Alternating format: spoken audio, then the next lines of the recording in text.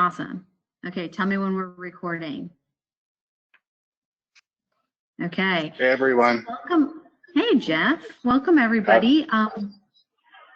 Looks like Jeff's outside. Smart. So beautiful outside. Great. Hey, y'all. Hey, Trey. I'm going to put myself on mute and take my camera off, but I'll be listening.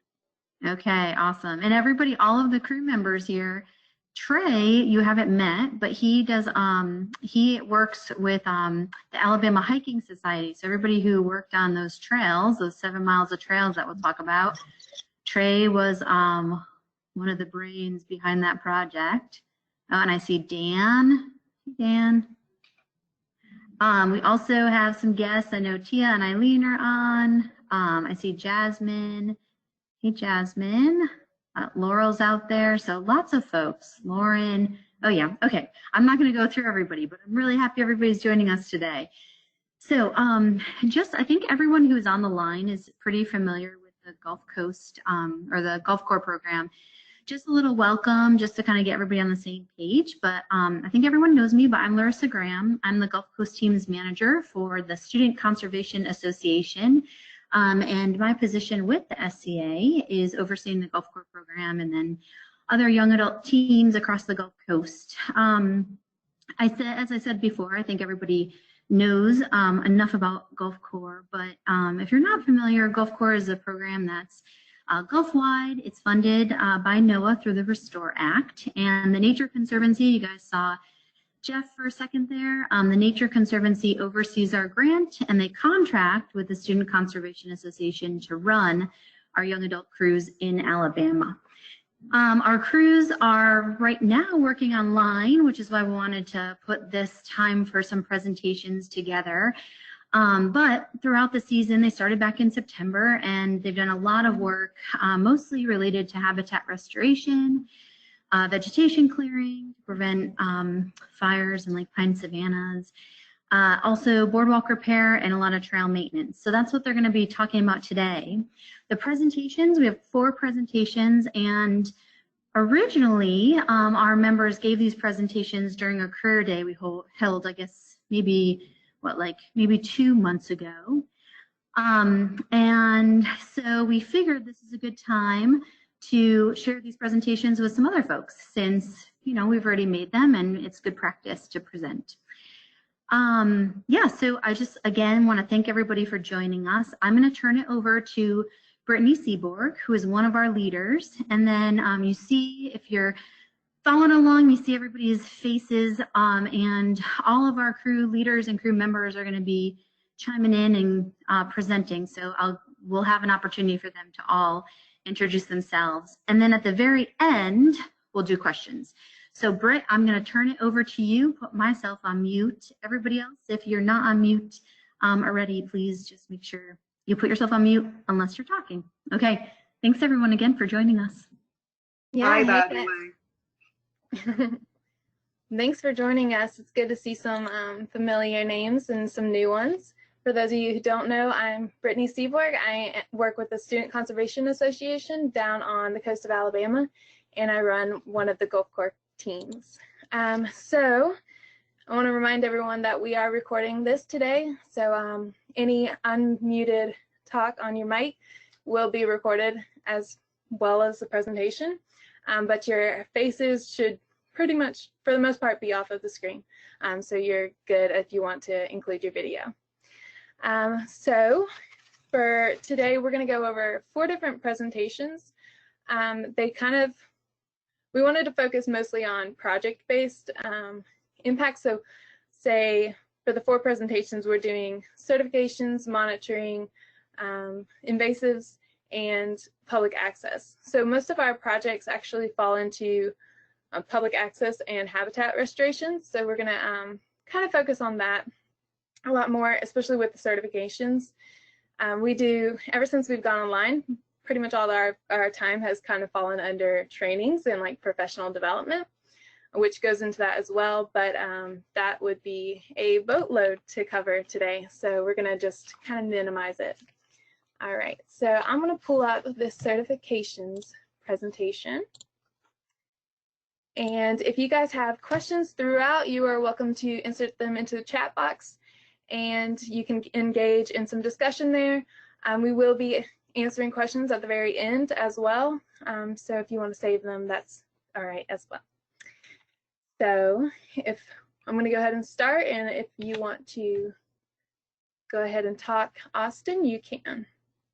All right, my name is Austin Ray. I'm with the first crew with the SCA GulfCorps, and the first training we did to start off the season in order to prepare ourselves for being outside and in case any accidents should happen, we did wilderness first aid, including CPR, AED training, splint and sling procedure, wound cleaning, patient assessment, including the ABCDEs, airway, breathing, circulation, disability, environment, and exposure, evacuation methods, and then SOAP note documentation. And next slide, please. All right. And then after that, we went through the American Canoe Association to learn canoe and kayak water safety, covering entering and exiting the kayak, paddling, self-rescue, and two-person rescue. And then we used this with our apple snow removal.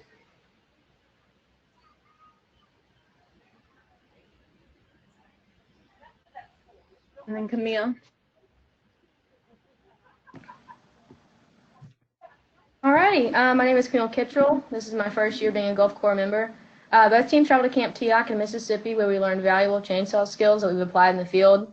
We learned S212 wildland fire chainsaw, where we learned the maintenance, operations, and troubleshooting of the saws.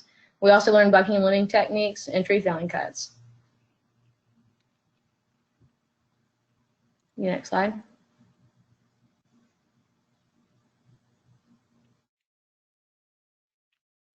Are you seeing it, Camille? I'm just now seeing it. Okay, so on the left, that would be Austin and one of our chainsaw instructors. He's learning some bucking and limbing techniques. And then on the right-hand side is one of our members, Adrian Fouts, and Jeff Sorrell, and he also was one of the lead instructors at our S212 wildland chainsaw training.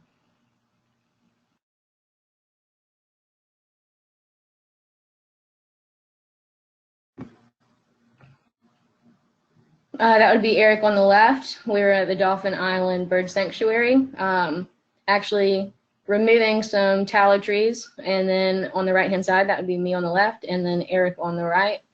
And we're just walking the saws back to the truck after a long day of work.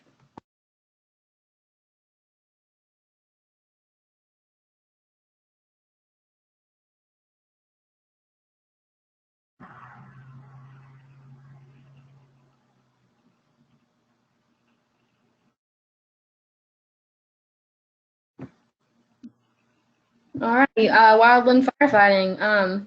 Both crews, the people that actually passed the PAC test, went to Camp Teoc again in Mississippi, where we learned wildland firefighting. We also did training such as S130 firefighter training, S190 wildland fire behavior, L180 human factors, I100 incident command system, and I700 national incident management system.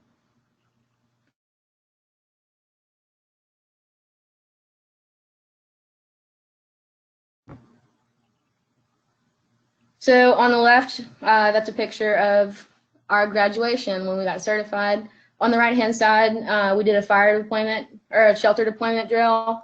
Basically, Cheyenne, one of the head instructors, walked around with a leaf blower, and they would rattle your shelter to simulate what it would actually be like if you had to deploy that in the winds.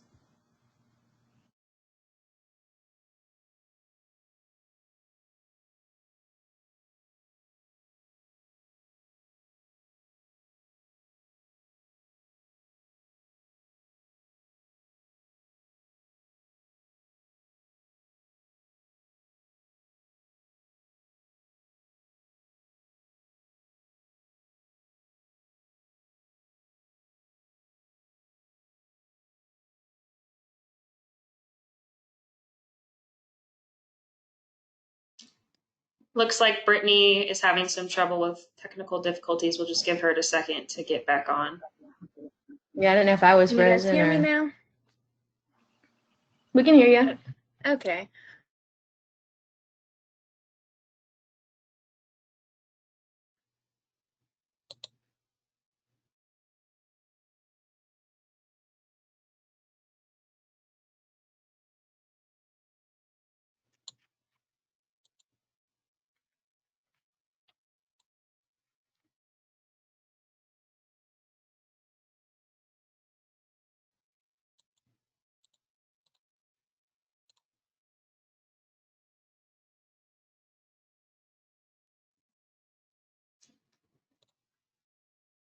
Hey, Brittany, are you needing me to go ahead and pull up my screen to share the presentation? You can just talk over it. Seems like it's freezing up for you.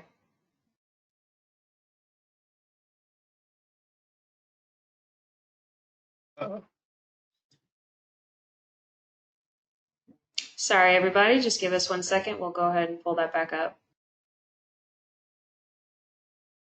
This is a perfect opportunity to show all of our wonderful guests how challenging some of these presentations can be. Oh, I see Britt. She's back. Yes, if I can get presenter back. I don't. And she's gone. Oh man. No, don't say that. Okay, you're back again. Okay, just freeze. All right, just have one more slideshow to go through. Okay, you can start whenever you're ready, Austin. All right. Next up was carpentry training. We went through demolition and covered all the tools. We practiced measuring angles and lengths, measure twice, cut once. And we practiced cutting boards with electric saws and then placed the boards using power drills and hammers. And then on the next slide, we applied these techniques in replacing the boards on Mayor State Park's pier.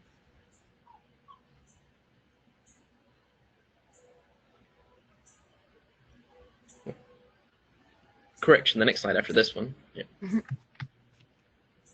Did we lose her again? No, you didn't. Oh. I don't know if did it show for you? It didn't show me the last slide now. I don't know if everyone else saw it. Okay. Try not to move it too much.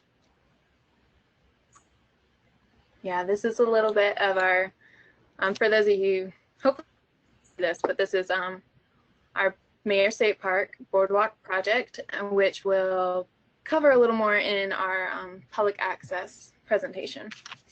So with that being said, I'm going to go ahead and hand over the controls to Creighton to start talking that we do.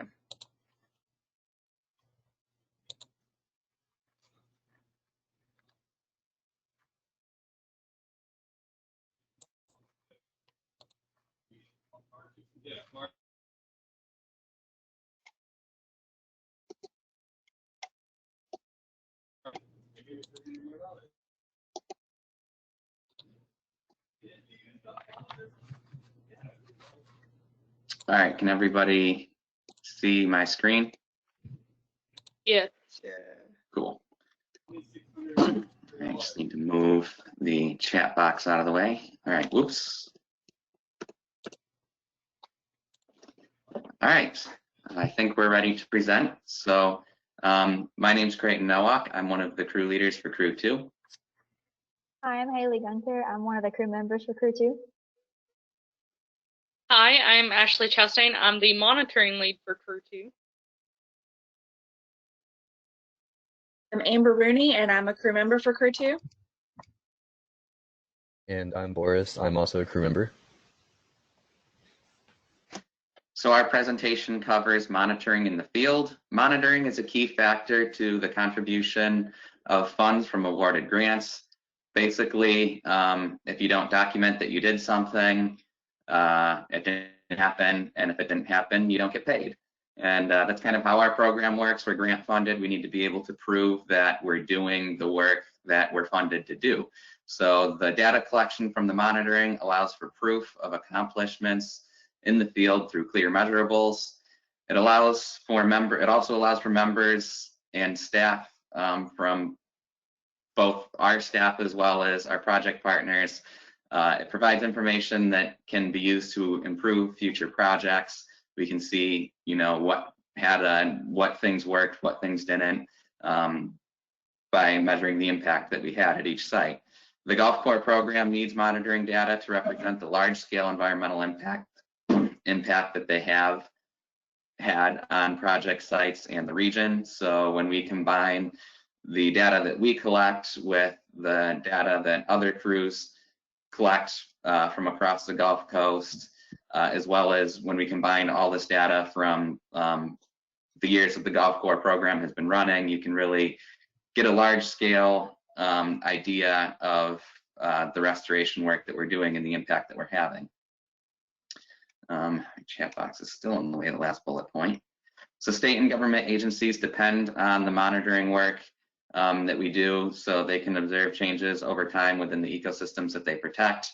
Some of our projects, the projects themselves, for our partners is collecting monitoring data. And this data is important to them because basically they're able to see what's going on the properties that they manage, the changes that are happening. If there's a species that's in decline, that's something that they need to know so they can manage for it. Monitoring methods and mechanisms, these we'll go into in detail. We use GPS units, we collect basal area, we do ground cover, we use the theodolite and canopy cover apps, we do surface elevation, digital leveling, water quality sampling, surveying, and ETAP, or Escaped Trash Assessment Protocol. One of the main tools we use are handheld global positioning units, or GPSs. They're used to navigate and collect points and lines by tracking your location on the surface of the Earth. Basically, these handheld GPS units connect with satellites, and by connecting with several satellites, they're able to triangulate exactly where you are on the Earth's surface. And you can make points and lines at like an invasive species, for an example. You can make that a waypoint and then use that data to make maps, as well as just data collection. When you map a bunch of invasive species, then at the end of the day, you have the number of invasive species that you treated or the area that you treated. By making a line around something, you can calculate area and things like that. It's also important that we do like invasive species mapping because it can allow our project partners to go back to the site and see if our treatments were successful, or for future projects and things like that. At the end of the day or week, we take a track of the area of the work that we completed. This allows our supervisors and or partners to make GIS maps and quantify the work we completed. The GIS data we collect can then be used for future reference to strategize future projects, monitor project sites and the results of our work over time, and present the work we completed through detailed maps and figures. Using the data that the GulfCorps crews collected last year, I know that Carrie was able to make this really awesome interactive map of all the different project sites. So you can do a lot of things like that with the data. And again, it just gives measurables. By taking these GPS tracks of the work we completed, we're able to show exactly, the area and the amount of work that we did. It gives something that you can measure. Basal area is one of the things that we collected for one of our project partners, specifically the Weeks Bay National Estuary Research Reserve. What basal area is, it's the average amount of wood stems occupying a given area. So we were able to estimate the basal area of different soil types within a coastal estuary marsh by taking the DBH of trees within these 26 different monitoring points. We went out 7.2 meters of those points and took the DBH, or diameter at breast height, of all the trees within that circle, and that gave us a sample so we could try and figure out what the basal area was of this ecosystem. And then the data that we collect will assist the Weeks Bay NEAR in tracking and responding to changes in forest structure brought about by climate change, sea level rise, and other factors within the different soil types of the estuary wetlands. So this was the first year of us collecting the basal area data, but it's going to kind of serve as a baseline, and their plan is to continue to take the basal area of these different points and see how things change in this wetland over time.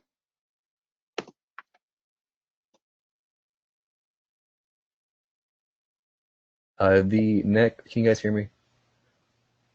Sometimes I have issues with my mic. We can hear you.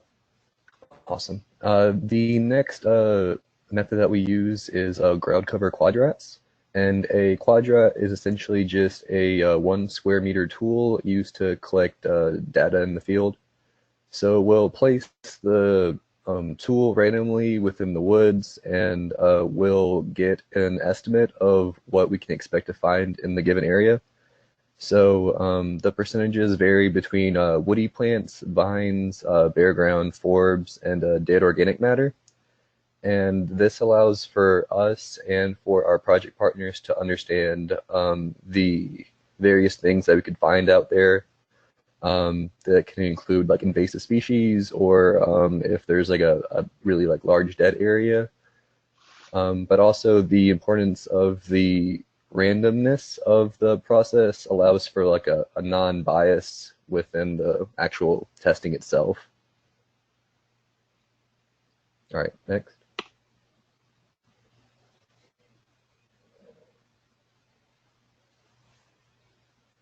I think your mic might be on mute, Amber. Sorry. All right. We use 2 different applications for doing the monitoring. The first is a theodolite technology, and it's used for measuring angles between designated visible points in the horizontal and vertical planes. And we use it as a downloadable app on a mobile device. While using the application, pictures are taken from a fixed central point in the 4 cardinal directions. At the Weeks Bay National Estuarine Research Reserve, we used the theodolite application in a long-term monitoring project, and that consists of monitoring the change in vegetation over multiple years and GulfCorps seasons and different soil horizons. In Orange Beach, our other crew removed overhead brush, allowing sunlight to reach and nourish the understory and the existing pitcher plant ecosystem. In this instance, the application was used to take before and after pictures, documenting immediate differences in the environment. Next. Our second application we used was a canopy cover app. Canopy cover measures the canopy over a segment of the sky hemisphere above 1 point on the ground. Used to collect this data, a person would look up at the sky and, to the best of their ability, estimate the percentage of sky covered by canopy. The issue with this method is human error. 2 people standing in the same position looking up at the same view are unlikely to come to the exact same numerical estimate. Use of a canopy cover application adds more credibility to the estimate because it is more accurate as well as more consistent. High canopy coverage can provide the understory with protection against wind and storms. Inversely, a high coverage may also intercept sunlight and precipitation, leading to a relatively sparse vegetative understory. For example, if a pitcher plant bog has a high canopy coverage, it will receive little to no sunlight. This will negatively impact the growth rate and overall health of the pitcher plants and other various understory species. Next. Next, we have this really cool tool we use to do some monitoring with our partners at the Weeks Bay Near. This tool is known as a Trimble or surface elevation table. Over the course of GulfCorps' 3-year program, our crews have all participated in collecting this information. We take this data in return and give it to Eric Brundon, who is the stewardship coordinator at the reserve, where he uploads it into his database so he can see the change in wetland sediment over time and make decisions, if needed, on how to control those changes. Next. So another tool that we use in monitoring, and a personal favorite of mine, is the Splinter, which does digital leveling. And we also work with Mr. Eric Brundon at the Weeks Bay Near with this as well. They have about 3-year-long project collecting data with it to measure soil elevation of different soil types. And what this data can tell them is whether or not the shoreline is eroding. So they can see over the period of 3 years whether the shoreline is receding or flooding. And then from there, from that data, he can figure out the best practices to prevent erosion of the shoreline if it is indeed eroding. Next. The next method that we use is water quality monitoring. And everyone on the teams have been water qualified certified through the Alabama Water Watch training program. And this program specifically just focuses on E. coli. And the E. coli is specifically a bacteria found in fecal matter, not just in people, but also in animals. And they can have adverse side effects to the ecosystem. And all the testing sites that we have are across the bay, and the various ones are listed down below. And the testing allows for us to understand the the quality of the water within the watershed, and the contaminated sites are reported, and we are able to gain some valuable experience doing this. Next, Jeff didn't like that. So the biggest amount of monitoring we do is surveying or distance of completed work, which is just a daily log of the work we do. Like Creighton said earlier, we are grant funded, so we have to have proof, like give them something to say we're working and how the quality of work we're doing. Also, if we're doing specific projects like at the Weeks They Near, the partners will ask for that data specifically. And also, it's sort of a morale booster on days when we work in Alabama when it's 100 degrees outside and we're in the middle of a swamp all day, or if it's 20 degrees and the wind's blowing out in the middle of a pier. It's nice to know, how many feet we did completed a boardwalk, how many areas or acres we cleared of privet, and then seeing not only how much we did in a day, but over a period of a week or so, like how much of a difference we actually make with our work. Next. And last but certainly not least, we have our ETAPS, or Escape Trash Assessment Protocol, which is a data sheet we used while working with the Mobile Bay National Estuary Program to collect litter that was taking over a property connected to the 3 Mile Creek watershed. Here we use this to report on 10% of our total trash collected, and what this data does is it breaks down the type of litter and, if capable, tells us where it's coming from so that the NEP can go talk with these certain places about how they can work together to limit single-use plastic. Can you change to the next slide, please, Creighton? On the left, you can see this greatly detailed data sheet where it breaks down into paper, plastics, and glass and metal. And also within that, it breaks it even further into plastic straws, water bottles, other plastic bottles, styrofoam cups, things like that. And we are able to say if these things are intact, where you can read the labels, know exactly where it's coming from, or if they've been there for maybe 3 to 6 months and they're kind of rough, you can somewhat make out, yeah, that might be a Chick-fil-A cup or something like that, or if they're completely just degraded and torn apart.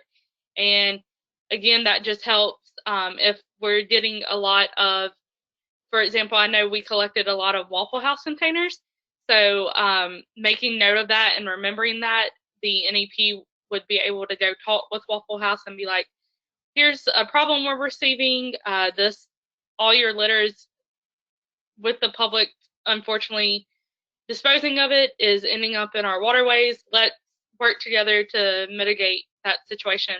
And then on the right is just a flyer that was created by Katie, who works with the NEP, and we distributed that to the people living in the apartment complex next to where we were working, just for awareness and ways they can help cause that area not to get full of litter again. So this was a great project and very rewarding to see how big of a difference we made in such a little period of time.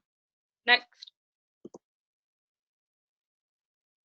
Interesting finds. So this is just a slide of some of the cool things we found throughout the season while collecting monitoring data. The picture all the way on your right was my favorite find of the season. While we were collecting monitoring data for the Weeks They Near, we found this World War II plane that had crashed in the woods out there. All we know is that it was a World War II trainer plane that had crashed out there. We don't really know any other details, but it was a really cool thing. A lot of us really like history.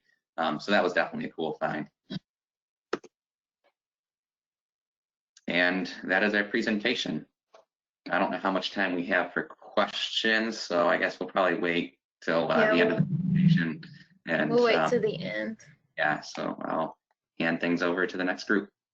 Yeah, thanks, team. So Good job. We have, that was great. Yeah, thanks, Jeff. That was really great. Thank you. Next, we have invasives.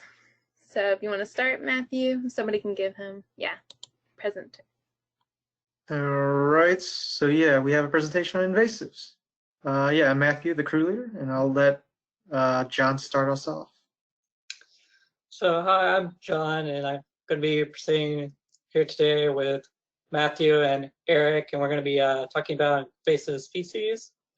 We have this photo up here of the 300 because we're fighting a battle against all odds, just like 300 did. So we'll get started here with what is an invasive species? Well, an invasive species is an organism that's not native to its environment that can harm plants, animals, and humans through economic or environmental damage.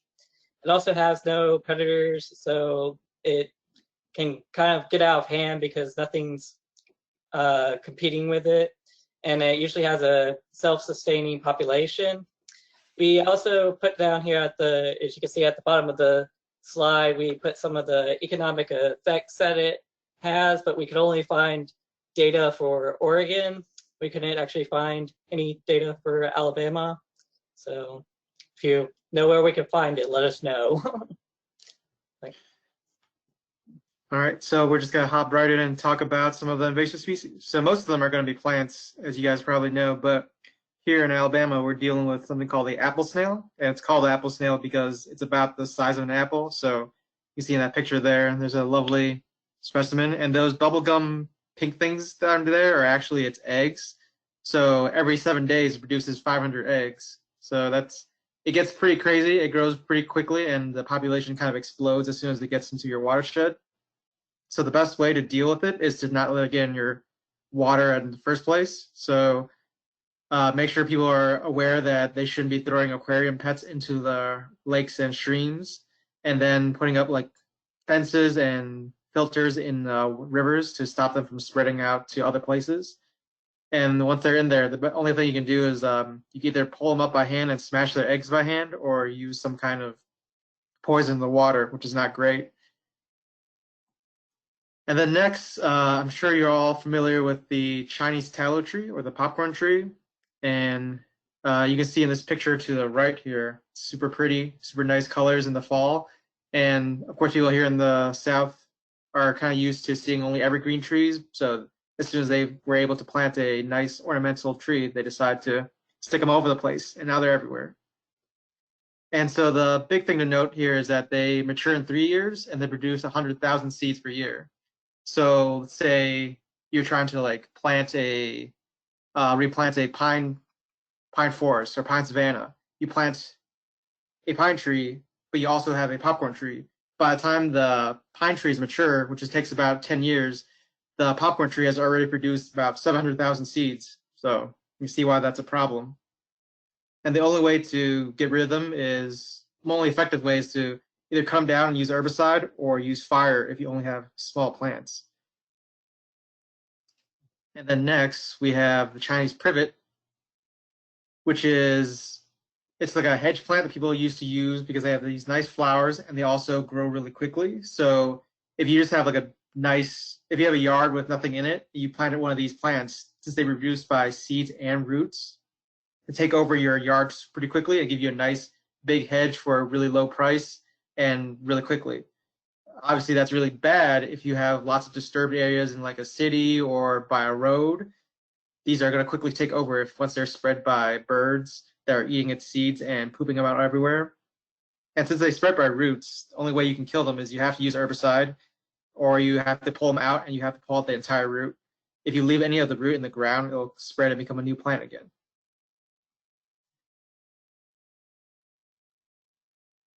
Okay, my name is Eric Lucas. This right here is Japanese climbing fern. Japanese climbing fern is a specific type of fern. It's in its name. It likes to climb things. So normally we would pull all the vines in the area, or you can use an aerial spray and spray all of it. Naturally, you don't want to use an aerial spray because you might kill the native that's underneath the vines, but Japanese climbing fern. Thanks. Here we have coral ardesia. It is native to Southeastern Asia, but it was brought over as an ornamental. As you can see in the picture, it has red berries, and it's an evergreen also. So during the winter, you would see these dark green but red. It looked like Christmas pretty much on the ground. So normally we would have to hand pull them all. Naturally, it's like 101 spots, so we would sit on the ground and just be hand pulling them for like hours on end. Next, here we have the camphor tree. To me, the camphor tree is just like the popcorn tree because of its seeds and the way that it grows. Even if it falls over, it can still grow, which is amazing, but it's not good because even, let's say you have these disturbed areas. In Mobile, it's a lot of disturbed areas. So if a camphor tree decides to grow and then it matures and drops like 100 seeds, underneath the tree, you'll have like hundreds of saplings ready to come up. And it's very wild. And the birds just spread it all over because they love the seeds. And next we're going to talk about some of the projects where we tackle these invasives. Here we are at Langen Park. In the picture on the side right here, we're burying the snails. We have like 5 buckets. That's a norm. In each bucket, we can hold like 60 or more snails in one bucket, and we have to dig a 2 to 3, but to be safe, not sorry, just do a 3 to 4 feet deep hole just to bury them all. Our crew collected around 1,584 snails, and we destroyed 5,168 egg clusters. In one part. In this picture here, we have the Dolphin Island Bird Sanctuary. This is in the picture right here, we're right on the pond's edge, removing popcorn trees naturally because they overtook the edge. So even if you walk the trails or the boardwalk, you could barely see the pond from there because the pine trees are nice, but the popcorn trees literally took over that entire edge. In 1 week, the crew cleared 1,326 plants, covering 2.78 acres around the pond.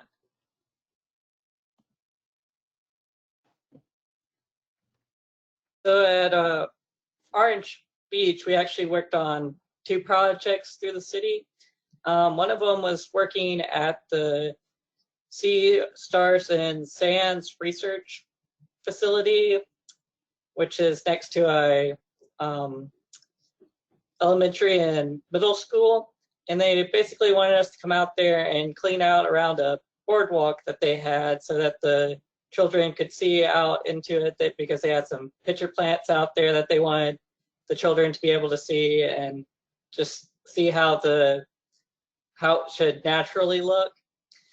And so over here on the picture on the right, you can basically see back there how thick it was in the very back of the photo. We were basically trying to clear it out so that it would look more like it does in the front of it. The second project we were working on was basically we were working at the sports complex.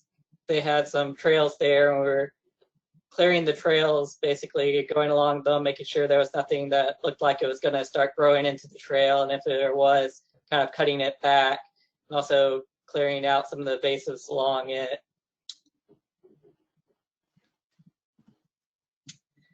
And then we would also work at Grand Bay and Wolf Bay on some of their forever wild lands, which are lands that are put away for recreational use, like recreational hiking and hunting and bird watching and stuff like that.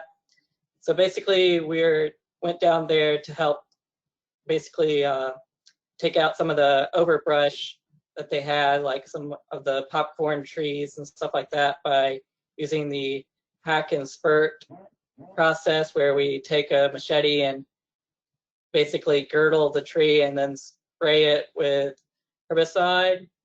And so we were doing that so that the underbrush could grow up, so that they could do some prescribed burns on their properties, so that they could get it clear, so that they could get people out there and kind of make it a nice area for people to go hiking and stuff.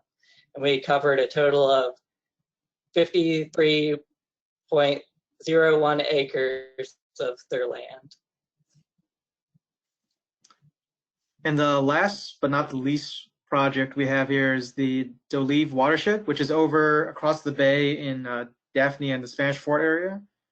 And basically what this project is about is the Mobile Bay National Estuary Program went and restored a bunch of stream banks. And in order to do that, they had to clear out all the trees. So like you see in this picture here, it's a nice clear field, but originally it was exactly just like that forest back there. And they had to clear it all out so they can get material and equipment into the stream banks to restore it. And like we mentioned, like Eric and I mentioned with the plants, as soon as you like disturb an area, just take out all the vegetation, the first thing that's going to come up is the invasive plants. So our project was to go to these newly restored stream banks and basically walk in a line and grid out the entire area to find all the invasives. And as you can see, we spent about like a month doing it if you total up all our time, and we covered 27.8 acres, and we have some pretty crazy plant numbers, like 12,000 coral ardesia and 10,000 camphor. And with those plants, it wasn't just like using a chainsaw and running through everything. It was like one by one, hand pulling, grabbing them out of the ground, bending over, pulling, just dragging them out of the ground. And you can see in this picture here with Eric holding a bundle of camphor plants. This is what we had to do. We had to like rip them out of the ground, drag them in bundles, put them in trash bags, and carry them out of the field and back out to the world, I guess. But yeah, it's a lot of work, a lot of difficult times, but managed to clear lots of property. All right, and this slide here, as you can see in the picture, it's a very crazy battle out there against these invasives. We gonna stand strong, and we gonna win the war. That's it. Yay. Thank you. That is awesome. So last slide that we have is for the public access. So Deanna. Yep. All right. Hey everybody, I'm Deanna Shannon. I am one of the crew leaders for Crew 2. Let me move all of this out of the way and we can start our presentation.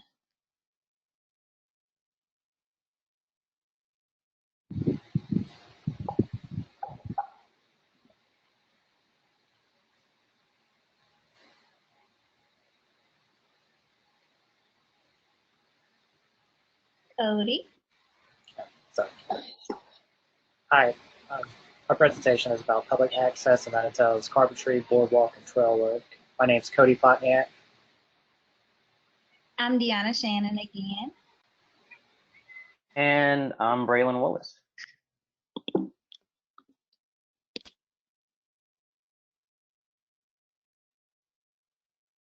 These are some of our partners we've had to deal with. We've had to work with this season. We have Mayor State Park. In 1989, and named after the steamboat operator John Muir. Total park acreage is 1,300 acres. We have Weeks Bay National Estuarine Research Reserve. Established in 1986, the reserve is about 9,300 acres. It provides habitat for almost 350 different bird species. We have Bon Secure National Wildlife Refuge, established in 1983. The Bon Secure is French. The name Bon Secure is French, which means safe harbor. Total refuge is 7,100 acres. We have Dauphin Island Parks and Beach Board. Our sites are the Audubon Bird Sanctuary and Campground. The Bird Sanctuary is 164 acres, and the campground is 155 acres. We have Perdido Wilderness Management Area, which tracks over 18,000 acres of wetlands and uplands, protected since partly established in 2007. And we have City of Orange Beach. Our sites are the Orange Beach Sports Complex and Sea Sand and Stars.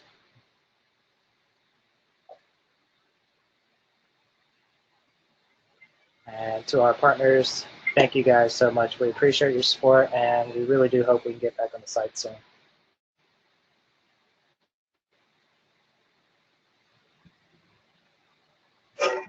A little introduction job. to Alabama. Great job. Thank you, guys. Alabama is home to the 5th largest number of plant and animal species in the United States. The geologic variety, widespread water sources, and suitable climate of the state all play a part in this biodiversity.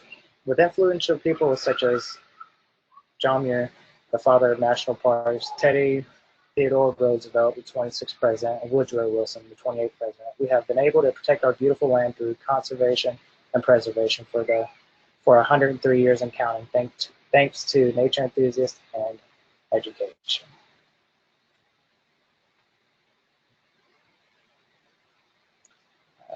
This picture, one of our crew members took early in the morning at Mare State Park, and this is the fishing pier. The fog was so dense once you got out there, it literally looked like you were just floating on the water. It was pretty haunting, to be honest. Next slide. And That's it. that fishing pier was what we use these tools on. So what would you need to use to replace the boards on a boardwalk? So you would need crowbars, hammers, drills and impact drivers, common carpentry tools like speed squares and carpentry pencils and clamps, and organized communication, which is one of the real tools you need to work effectively and efficiently as a team to please the project partners. Some of the most common problems that we have on the boardwalk include how many tools we have out there. So there are 6 people in this picture. How many hammers do you guys see in the picture? I can point them out for you guys. I see one here. Ashley has one in her hand, and there's one right here. We're going to assume that maybe even Amber might have one back there, but even still, that's only 4, and we always need more hammers. Even when you have enough, you can never have too many.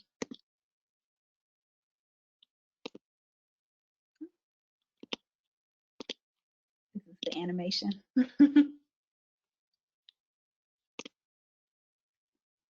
All right, so what other common problems do we have? So when boards are smaller than the expected measurement, we have to cut new boards. That can be a problem because we don't want to waste the resources that our project partners have bought because they have budgets and we don't want to waste their money. Boardwalks also can have inconsistent boardwalk width measurements between the posts. We check those boards, each board in between each post with tape measures to ensure that every board is, accounted for properly, because you don't know that it's really an issue until you get it out there and you're trying to squeeze it in and it's just an inch too long.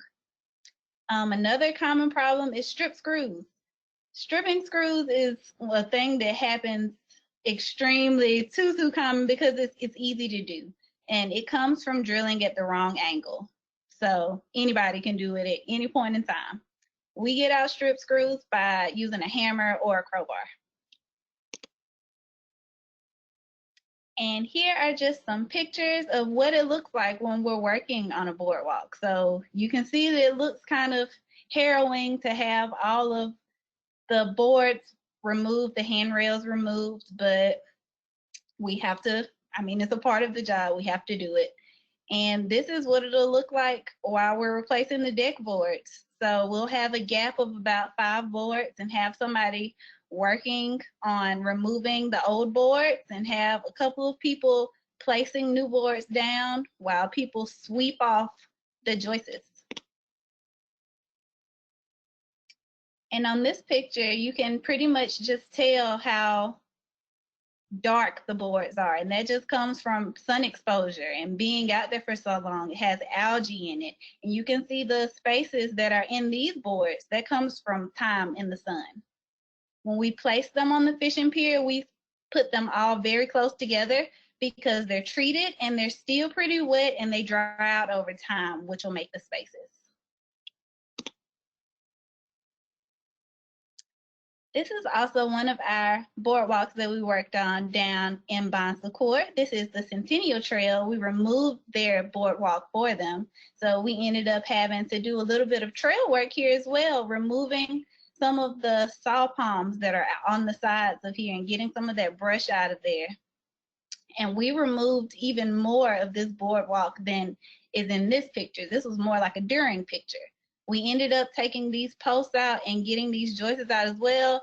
And it was really muddy and swampy. It was really fun, but we were very dirty every single day. All right, and that transitions us into our trail work stuff. Braylon? Yep. And so when you are working on a trail, there are certain things that you need. For example, you're going to need the proper tools and PPA. Certain situations calls for certain tools. And some of those tools that we use are loppers, hand snips, machetes, shears, bow and hand saws, sometimes even chainsaws. And some of the proper E that we wear are glasses, shatterproof. Make sure that you're also wearing your gloves and your chaps if you need them as well if you're working a chainsaw. Next slide. So here's just some of the data that we've, collected. As Craig mentioned earlier, we need to show, all the work that we do, because if you don't have any numbers to go along with the work, then you don't get paid, and it never happened. So here we have both a pie chart and a bar graph showing all the different acreage of work that we've done at Weeks-Bernay, Bon Secours, Dolphin Island, Orange Beach, and Perdido. And just gonna let you guys know this right off the bat. I'm gonna call it Dorito, because I'm probably going to keep messing it up. So Dorito and all of them. So here at the boardwalk at Mirror State Park, we worked on approximately 0.01 acres. And at Bon Secours, we worked on approximate 0.03 acres, making the total come out to be 0.04 acres of boardwalk acreage that we did. And over there on the pie chart at Weeks Bay, we did 0.14 acres of trail acreage. And at Bon Secours, we did 0.79, Dolphin Island 0.51, Orange Beach 5.61, and at Dorito 3.53. Next slide. So right here we have a before and after picture of what our trail work actually looks like, and this even shows and indicates the importance of trail work and public access.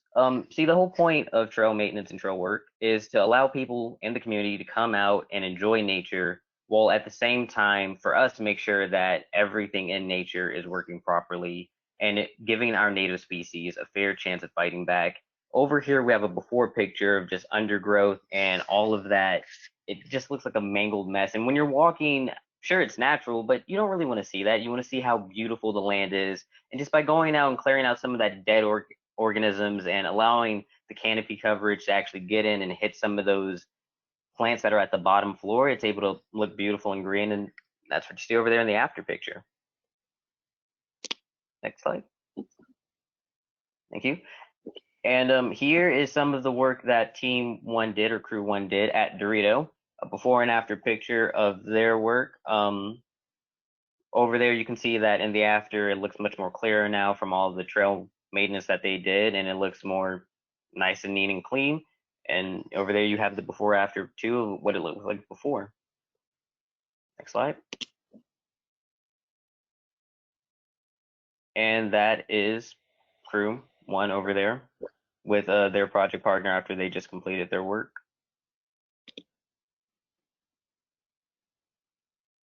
Here we see just a little bit, of just a little bit of the work that they actually did on Dorito. And it looks nice, clean, and it looks like you want to go and take a nice little walk down it.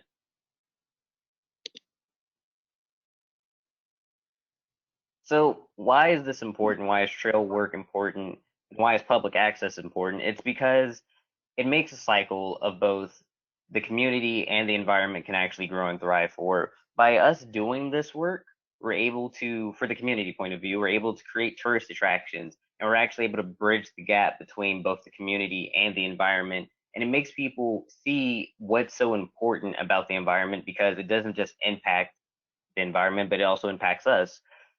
Also, with that being said, it's important for the ecosystem and the environment, because we're creating habitats, we're promoting water drainage and plant growth, and we're allowing more effective decomposition to happen, which will put more nutrients into the soil. And that's it.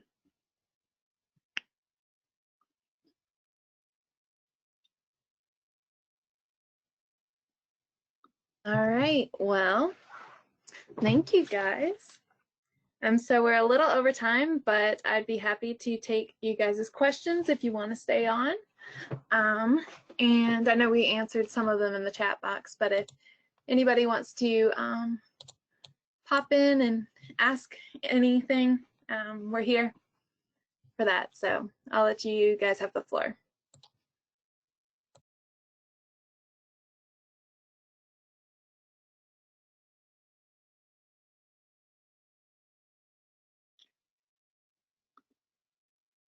Hey guys, it's Laurel Jennings. I don't have any questions. I just wanted to compliment all of you on a really good job presenting and speaking so clearly and with so much knowledge and confidence. It really shines through all of your good work, and I'm really proud of you guys.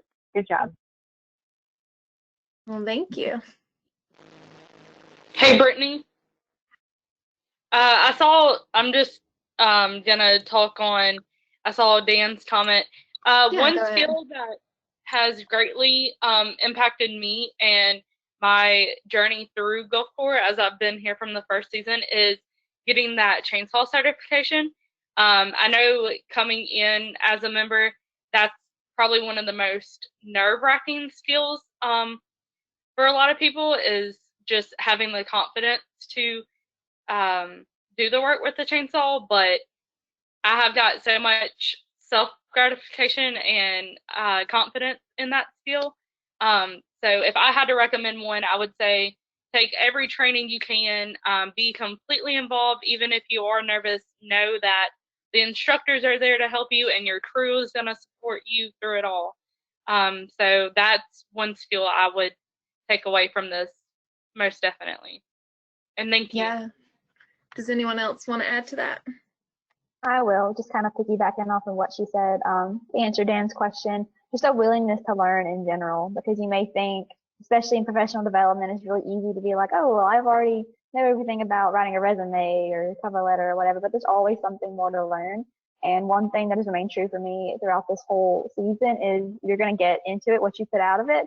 So if you go with a willingness to learn, a willingness to grow, maybe try some new things that you weren't really comfortable with before, like me on chainsaw. It took a little bit for me to actually go out there and start cutting with it, but once I did, I was like, oh man, this is great. And I just wanted to cut more and more. So I think just a willingness to learn and grow, even in areas where you're not comfortable or you think you know, there's always more to learn. Yeah, that's pretty good. I think definitely being open like that and then being adaptable now is something we've had to all kind of learn and adjust to, going straight online, but like a kind of embracing it for what it is, and like for being able to learn a lot, because while it's not necessarily all applicable for this position, because we won't be going into a lot of the projects with the stuff we're learning now, but it is helpful for our future positions and the future work we'll be doing with habitat restoration. So just kind of keeping that mindset has been rewarding. But I like, thanks. I see a bunch of comments in here about you guys saying that we did a good job. I like, and I saw Trey mentioned the Perdido River project. Braylon, he actually showed, when he was talking about it, he showed our boardwalk we did down at the Sea, Sand, and Stars. So that was actually in Orange Beach. But the work we did in Perdido was a trail maintenance project for miles and miles, and it was one of the most beautiful places we worked. It was my first time there, so I'm a little bit partial to it, but it was absolutely gorgeous. So if you get a chance, like, that would be a good project to come and check out our work. But yeah, if anyone has any other questions, you're welcome to ask them now. Or if any of the members have anything to add or say to the partners. I have a question. This is Trey Gross here. And again, yeah, just I am so thankful for the work that y'all did on the Perdita River trail. One question I have for y'all: how would you say that you've learned to be a leader through your Gulf War training? Well, I'm going to let somebody who's not an actual leader answer that. And see if the members have something to say. I can answer that. Yeah. I mean, we're all leaders. You can't really say anything about that. You can't be like, oh, you're like a leader. We're all leaders in the field. I mean, everyone's got like their own like thing they might be like particularly good at, or like bringing out like the better part of someone else in the field. Like, oh, hey, like here's like a little tip to help do that, and then you end up like helping out someone in like a minor way, but you end up like improving their like overall skill. Yeah, I agree with that. But, yeah, just like being in the field itself, you get to like realize like your own like shortcomings, but you also get to realize like, oh, hey, like I'm actually better at this than I thought I would be. And it's just through just all experience, really. You'll just see like little things that like build up into like you like gaining leadership skill. Yeah, I completely agree with you, Boris. Just from being with GulfCorps from the first season and working with a range of different people on our various teams, we're all leaders in our own way. We do have our leadership roles, but everyone comes into this with experiences, whether it be education or fieldwork. I know for me, I have the fieldwork experience and not so much the college education, whereas a lot of my crew members do have that. So learning from them and them learning from me, we all play a role in that. I can point out key factors in every one of my crew members of where they can lead and where they know more information than I do or someone else might know on the crew. And just feeding off of that and taking in all that information, it helps boost you too and increases your knowledge. Did you want to add something? Oh, go ahead, Braylon. Oh, I was just gonna say, for me personally, it's just go ahead, Eric. You actually did say something before I did. Eric, come on, Eric. Eric, don't shoot me away. Come on, we're in this together. Sorry, Eric. Go first. Go. Yeah, Right, look at Braylon being a leader. See, I'm glad Braylon he stepped up and gave me this opportunity to speak, and that's really awesome. But I wanted to piggyback off of what everybody said. Like being a part of this GulfCorps and being a part of SCA for like 3 years of my life, being on each crew was a different experience, but it's all about personality and being able to adapt with people, because like it's been plenty of days where I didn't feel like, nah, this ain't it. This project ain't it. We gotta go. We have to leave. And I wouldn't be the only person feeling like that, but our leaders will step up and give us the push to make it motivating. Because to me, being a leader is just a title. You can be your own leader and follow directions, but on my team, it was always, okay, they're the leaders, but we also have the ability to stand up and give opinions, and they'll give their opinions on what should we do. It was always an open chat. It was never just do this, do that. We would work together. You're never alone, and that's what I liked about the GulfCorps. Yeah, we're a team, not just leader members. Yeah, and I was gonna say for me, like kind of backing off what Eric said, is like at the end of the day, yeah, leader is not just a title, but I mean, sure, there's more responsibilities that our leaders have, and for me personally, I appreciate all the things that our leaders do for us. And I know one of the ways that I've learned and I developed my leadership skills with this being my first year here being at SCA was strategy. I mean, no leader started off leading. Every leader had to follow somebody and learn from them and mentor under them. And for me personally, like I know not everyone's a leader. Everyone has leadership qualities and everyone can be a leader in a certain role, but not everyone is meant to lead. It's not because they don't have the skills. It's just personally they don't want to. And if everyone's a leader, then who's going to follow? And with that being said, I mean, for me personally, it was nice having two amazing leaders look over me during the season and mentor me and teaching me so much, from Cray and Deanna. Cray teaching me different efficiency, while Deanna, you know, boosting me and actually being there and helping me with not only just being out there in the field, but also like my personal growth, both of them making sure that I'm actually learning and trying to get something out of this experience as well. Well, Trey here again. Well, I am, you know, I unfortunately have, and I'm quite sad that I've never met any of you people except for just a small handful of the leadership, but of the yeah. But I can tell that all of you guys and guys and girls are all leaders. Whether you're moving some dirt and using some loppers to cut, you know, a whole bunch of annoying branches in, you know, a wilderness jungle in the Perdido, or whether you're doing something on the computer as well. Whether you have a, whether you know, you're, no matter what level of education you have, you know, I am fully convinced that everyone, like all of you said, everyone is a leader, especially in the way that the example that they show, and the professionalism of their work. So I'm just so impressed by this presentation today, and just wanted to say thank you. I think I met a few of you via one of these a few days there last week, but I just wanted to give a quick comment on the importance of context. You might be cutting down a tree and you might be making me a map, which you guys did wonderfully this week. I can't thank you enough, Carrie and team. But that all goes into reports, and that all goes to funders.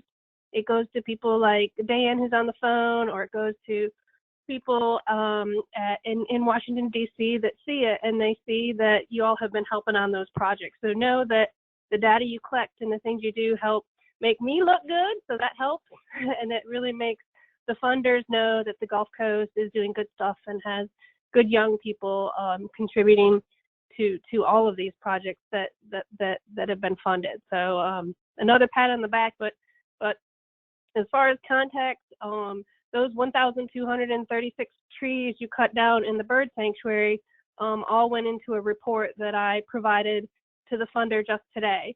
And so it's just really important in a bigger picture what you all are doing. Thank you for that, Meg.